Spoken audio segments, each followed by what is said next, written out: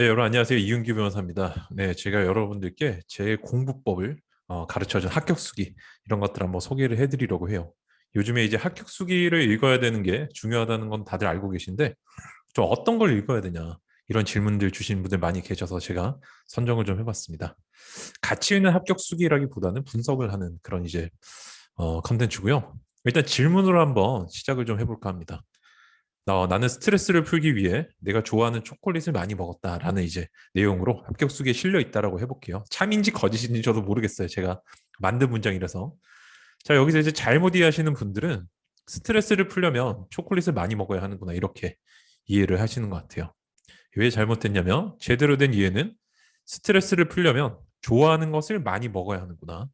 그렇기 때문에 반드시 초콜릿을 먹어야 하는 것은 아니구나 라는 걸 알 수 있죠.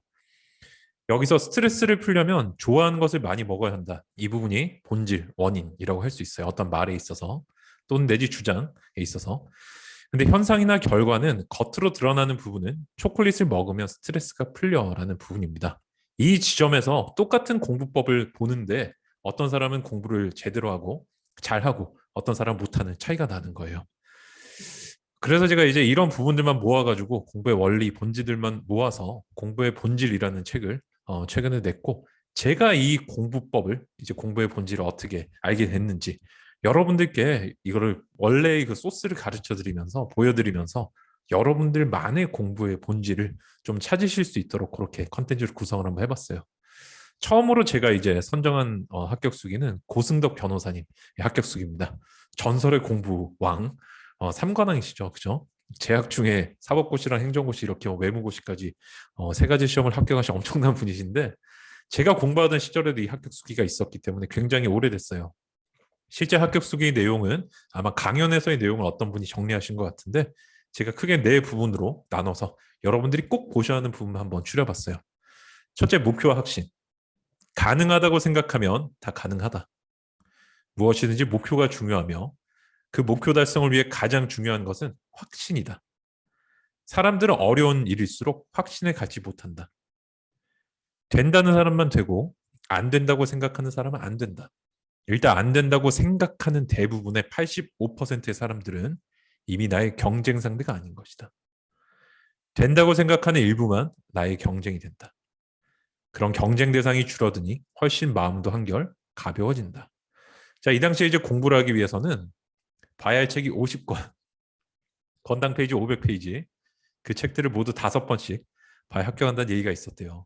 근데 7번을 보셨는데 그 계산해보면 17만 5천 페이지. 자, 그래서 하루로 계산하면은 1년에 합격하려면 하루에 500페이지씩 읽어야 된다는 거예요. 이 결론을 보면은 인간이 할 짓이 아니다라고 생각을 하고 대부분의 사람들이 포기하고 설사 하더라도 흐지부지 한다는 거예요. 왜? 목표에 대한 확신이 없고 목표를 의심하는 사람, 이 사람은 집중을 할 수 없기 때문입니다. 근데 앞으로 다시 넘어가 보면 다시 한번 중요한 부분, 목표가 중요하고 어려운 일일수록 확신을 갖지 못하는데 우리가 팩트랑 생각을 나눠야 돼요. 실제 팩트는 어떤 시험에 합격하려면 어느 정도 공부량이 필요하다는 거고 거기에 대해서 내가 생각을 어떻게 하는지 전혀 다른 문제지 않나요? 그죠? 내가 이거 할 수 있다, 할 수 없다랑 별개로 반드시 그걸 해야만 합격을 한다는 거예요. 그렇다면은 팩트는 그냥 두고 내가 생각을 가급적이면 할 수 있다라는 긍정적인 방향으로 마음을 먹을 때 내 자신을 더 쉽게 끌고 갈 수가 있겠죠. 저는 그 점을 이 합격 수기에서 배웠어요. 요 두 가지 부분에서. 자, 그 다음에 이제 두 번째가 차이를 내는 노력법 부분이에요. 인생에 있어서 두 가지 자세가 있다. 보통 사람들은 남보다 적게 노력하고 결과는 남들과 같은 똑같이 나오게 하려고 한다. 사실은 이것이 경제학 법칙에는 맞다. 투입을 적게 하고 효과를 많이 내는 것. 반대로 다른 사람들만큼의 결과를 얻기 위해서 더 많은 노력을 해야 한다고 생각하는 방법도 있다. 내 경험상으로는 후자, 즉 더 많이 노력하는 게 훨씬 좋은 결과를 낳는다. 남보다 노력을 더 많이 해서 비슷한 결과를 가져오는 것이 언뜻 보면 비효율적인 것 같지만 실제로 이것은 어느 시점이 지나면 훨씬 더 좋은 결과를 가져온다. 이게 인생을 살면서 내가 스스로 내린 결론이다. 여러분들께서 여기 보시면 아시겠지만은 무조건 남보다 많이 노력하라는 뜻이 아니에요. 변호사님이 생각하실 때 이게 내가 인생을 살면서 내린 결론이라는 거예요. 즉 두 가지 길이 있을 수가 있다. 저는 여기서 두 가지 길을 차간 이걸 본 거예요. 그래? 그 남보다 적게 노력하고 결과는 더 많이 낼 수 있는 방법이 뭐가 있을까? 저는 거꾸로 갔어요. 거꾸로. 남들보다 더 많이 노력하자가 아니라 남들과 같이 노력하지만 결과적으로 훨씬 적은 양을 보는 방법으로 저는 공부법을 다듬기로 했고, 그 합격 수기는 제가 다음에 또 소개를 해드리겠습니다. 여기서 저는 두 가지 방식이 존재하는데 어떤 것을 선택할지는 자신이 책임에 따라서 결정하면 되는 문제구나라는 걸 알게 됐어요. 자, 그다음에 세상도 절대적으로 잘하는 사람을 원하지도 않고 필요하지도 않다. 남보다만 잘하면 된다. 그럼 다른 사람보다 잘하고 있는지를 어떻게 판단하느냐? 그것은 나 자신을 판단 기준으로 삼으면 된다. 언뜻 이상한 것 같죠? 보통 내 자신을 판단 기준 안 삼는데, 그죠? 왜냐하면 인간은 거의 비슷하다. 여기서 이제 보편성의 원리를 보는 거예요. 근데 정상적인 수험생. 자, 내가 하고 싶은 선에서 멈추면 남들도 그 선에서 멈춘다. 저는 이 맥락에서 멈추고 한번 생각을 해봤어요. 변호사님이 주변에서 본 분들은 과연 어떨까? 이 결론을 내리기까지 어떤 분들을 보고 판단했을까라고 했을 때, 자, 고승덕 변호사님이 주변에 제가 이제 공부하던 시절에 뭐 당구가 유행했어요. 농구라든지. 당구 많이 치고 농구 많이 하는 친구들이 많았을까요? 공부 많이 하는 친구들이 많았을까요? 당연히 공부를 많이 하는 친구들이 조금 더 많지 않았을까요? 학업 분위기도 있었고. 그래서 그 일반적인 사람을 보고 내리신 결론이라고 생각을 했어요. 그래서 만약에 그런 사람이 주변에 없다면 내가 다른 사람을, 다른 대상을 찾아서 목표로 삼아야겠죠. 그죠? 그래서 이런 차이들을 내가 인식하면서 합격수기라든지 책을 읽는 게 본질적인 원리 부분을 읽는 거예요. 자, 남들보다 약간의 괴로움이 추가되었을 때라야 비로소 노력이라는 것을 했다고 할 수 있다. 일반적으로 굉장히 주변에 보니까 고성대 변호사님 주변에 공부 많이 하고 열심히 하는 사람들이 많은데 나는 저 사람보다 많이 해야만 내 기준에선 노력했다라고 생각이 될 것 같아. 그렇기 때문에 아까 뭐라고 했어요? 앞부분에 보니까 내가 책을 다른 사람들 5번 보는데 나는 7번 봤다라고 나오죠. 이게 이유를 여기서 알 수 있는 거예요. 이제 여러분 앞뒤가 좀 연결이 되시나요? 그냥 일반적으로 내가 남보다 많이 하겠다 이런 게 아니에요. 그래서 항상 이렇게 뭔가를 읽을 때는 합격 수기든 일반적인 책이든 저자랑 대화를 한다는 생각이 있으셔야 돼요. 어떤 상황, 어떤 환경에서 이런 말씀을 하시는지를 잘 봐주셔야 됩니다.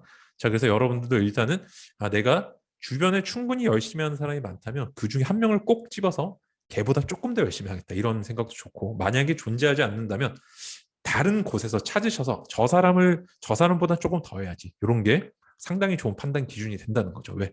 일반적으로 다 비슷할 것이라는 그런 이유 때문이 아니라 정확히는 뭐 때문에 그렇다?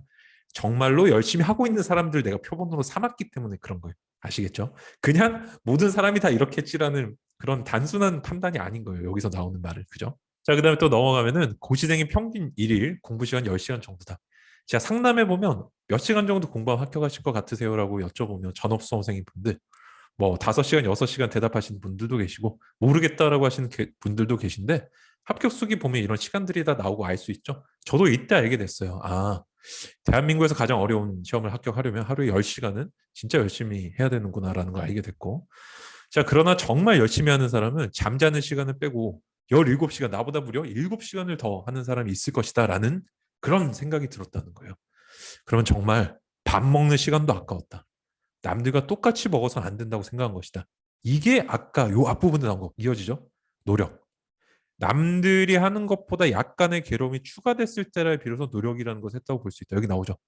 밥 먹는 남들과 똑같이 먹어서는 안 된다라고. 이 부분을 바꾼 거예요.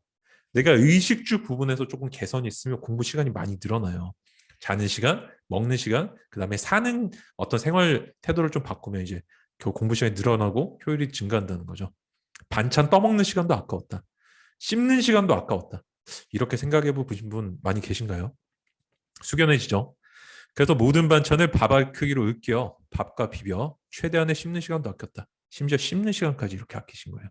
숟가락을 놓는 그 순간부터 공부는 항상 계속되었다. 저는 여기서 뭘 배웠냐? 야, 이게 밥 먹는 동안도 나는 공부를 했다라는 말이 여기 나와 있어요. 변호사 어디 나와 있나요? 제 눈엔 보여요. 왜? 숟가락을 놓는 그 순간부터 공부는 항상 계속되어야 했다는 거는 내 삶을 위해 최소한도 필요한 시간을 제외하고 머리를 계속 돌렸고 언제든지 다시 이어지게끔 만들었다는 거예요. 그렇기 때문에 공부에 단절이 없었다는 거죠. 밥 먹기 전에도 공부하는 생각을 했고 밥 먹는 중에도 띄엄띄엄 하셨을 거고 밥 먹고 난 직후에 다시 돌아가려면 내가 워밍업이 전혀 필요하지 않은 상태에서 공부를 다시 시작하려면 밥 먹는 중에도 머릿속으로 공부 생각을 할 수밖에 없는 거예요. 이런 행간을 원리 본질을 잘 읽으실 수 있어야 되는데 일반적으로는 밥 먹었기 때문에 소화한다고 한 시간 그다음 뭐 걷고 이런 분들 되게 많으시죠. 조금 반성하셔야 돼요. 자, 나의 경쟁자가 설마 이렇게까지 하겠냐 하고 생각이 들면은 노력했다고 할 수 있는 것이다. 내가 아까 어떤 경쟁자를 하나 만들어 놓고 어떤 노력의 가치를 이제 한번 노력의 크기를 한번 비교를 해보는 거죠. 야, 설마 나의 경쟁자도 이렇게 하겠어라고 한다면 내가 뭐가 된다? 노력하고 있는 것이다. 이런 식의 노력이 양적인 여러분들이 측정할 수 있는 노력이에요. 그냥 열심히 하는 게 노력이 아니다라는 말 좀 드리고 싶어요. 자, 차이를 내는 노력법 그다음 앞으로 이렇게 한번 해보자. 첫째는 남보다 많이 노력하고 내가 설정한 그 경쟁자보다 그죠? 둘째는 어려운 목표일수록 더더욱 확신을 가져. 왜? 팩트는 바뀌지 않아요. 내가 어느 정도 공부를 해 합격한다는 거 바뀌지 않지만 여기에 대한 나의 인식과 확신, 나의 태도, 신념은 바꿀 수 있고 그것이 긍정적인 나의 결과로 연결해 주기 때문이죠. 자, 그러면 정말 되는 일이 훨씬 많다. 왜? 내가 당연히 조건적으로 유리하잖아요. 그죠? 팩트는 바뀌지 않는데 태도가 좋으니까. 셋째는 남보다 최소 3배는 해야 한다. 야, 정말 대단하시죠, 그죠? 이 정도의 각오. 물론 이게 3배인지 2배인지 뭐 2.5배인지는 여러분들이 적절하게 판단하시면 돼요. 기준은 저는 뭘로 뒀냐면 내가 만족할 때까지. 변호사님이 그렇게 쓰진 않으셨지만 전체적으로 보면 이제 그런 맥락으로 쓰고 계시잖아요, 그죠? 이런 걸 읽으실 수 있어야 된다는 거예요. 남보다 많이 했고 설마 나의 경쟁자가 그렇게 하겠어? 라는 정도 하면 나는 노력했구나라고 나에게 보상을 줄 수 있는 마음이 편해지는 상태가 된다는 거죠. 자, 남들에 비해 노력한 만큼의 결과가 나오지 않더라도 노력을 계속해야 한다.